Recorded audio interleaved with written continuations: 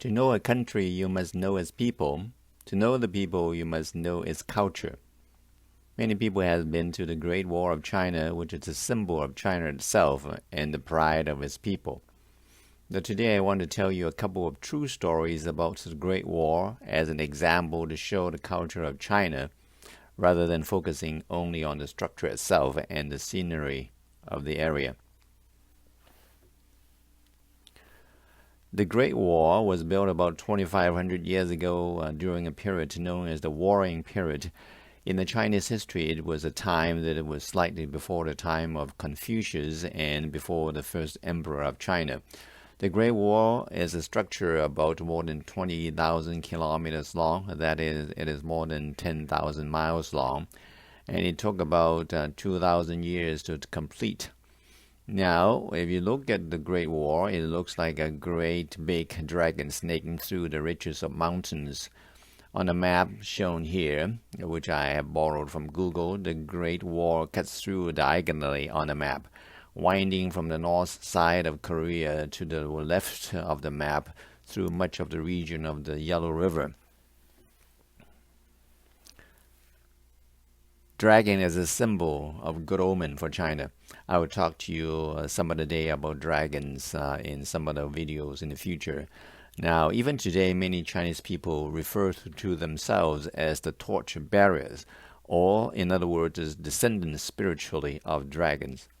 Now, the first story that I want to relate to you today is about the first emperor of China. Now, he was reputed to be the builder of the Great Wall. Now, not necessarily because actually he built the Great Wall itself, or he orders the Great Wall to be built, but rather that there are other kings of the period who built the walls surrounding their own country, more toward the north side of the country, to fend off the barbarians who were not the Han people. Rather, they were people of the other races or minorities of the China of that period. They spoke different languages and had vastly different customs. And so the Han people considered them to be barbarians. Now, the first emperor's name was Yingzheng. And as he conquered the other kingdoms, he ordered the walls to be joined together. Now, at that period, there were 7 other kingdoms at that period, and he conquered them all. So he was a very capable person. And now here I have a picture of him. It is an artist's rendition of the first emperor. The picture here shows him as an ugly-looking dude, but in fact, he must have been a very handsome guy, because his father was a prince, and as we all know, all princes have beautiful mothers. Now, his mother also, according to history, was an extremely beautiful woman. Now, considering that you have a handsome father and having an extremely beautiful woman as a mother, you must have been a handsome guy, I gather.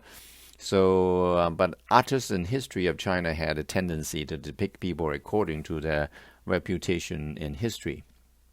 And the first emperor of China was a ruthless and cruel person. Therefore, his picture is kind of ugly. That is kind of reasonable, according to artists' depiction of people.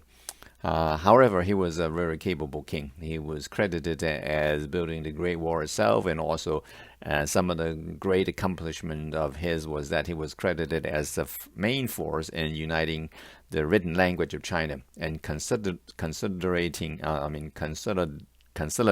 many of the writings about history and philosophy. Now, he accomplished much of this work by imprisoning and getting rid of scholars and literal systems not to his liking. Now, it was recorded in history that he put a large number of scholars in ditches and buried them. And also, it was reported that he burned a large number of books of competing views that were contrary to those he preferred.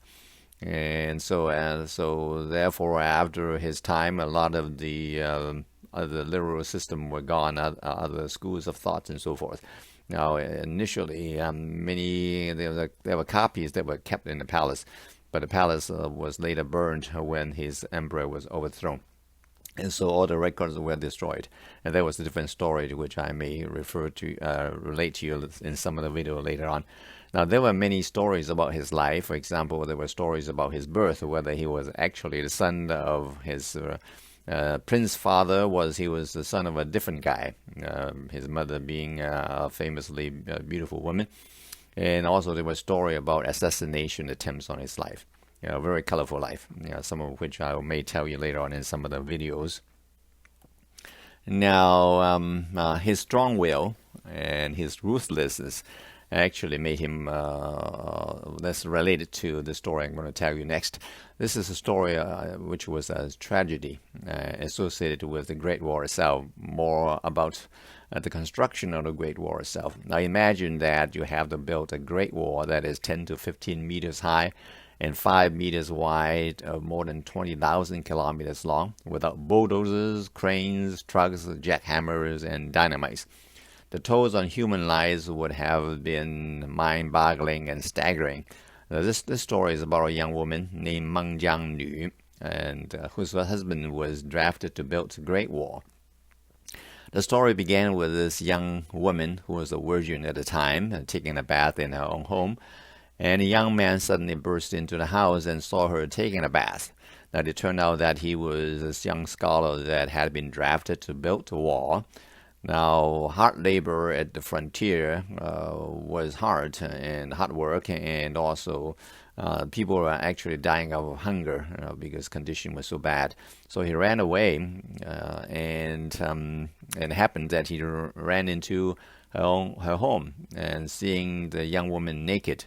Now, seeing a young woman naked was a no-no in those days, and since both he and the young woman were both single and they liked each other, the families decided that they should get married. But at the marriage ceremony, as everybody was celebrating and having a happy time, suddenly a bunch of soldiers came in and they dragged the young man off back to the frontier to build the wall. So Meng Jiangnu was left all alone with our husband. Now, a year passed, and still there was no news from the border about her husband, so she decided that she would go look for him. She packed some warm clothing for him and went off to the border. And after many months, she got there, and asking around, she found out that actually he had died. And walls were built over dead bodies that had died along the way. And so he was somewhere along the wall, and the wall was hundreds of miles long, and so they didn't know where his body was. And she was heartbroken, and it was a terrible blow, and she cried and cried and cried. Her crying was so heart-rending that the deities were moved, and the wall started to crumble. And as she walked along the wall, more and more of the wall crumbled. She kept moving, looking through the ruins, looking for bones that were her husband's remains. After many days, she came to a place where she saw a whole bunch of bones appearing under the crumbling wall. To identify her husband's bones, she cut herself so that her blood would drip onto the bones, and the bones on which her blood would fuse was those of her husband's, and she was gathering the bones and was about to bring the bones back for burial when the first emperor happens to come by.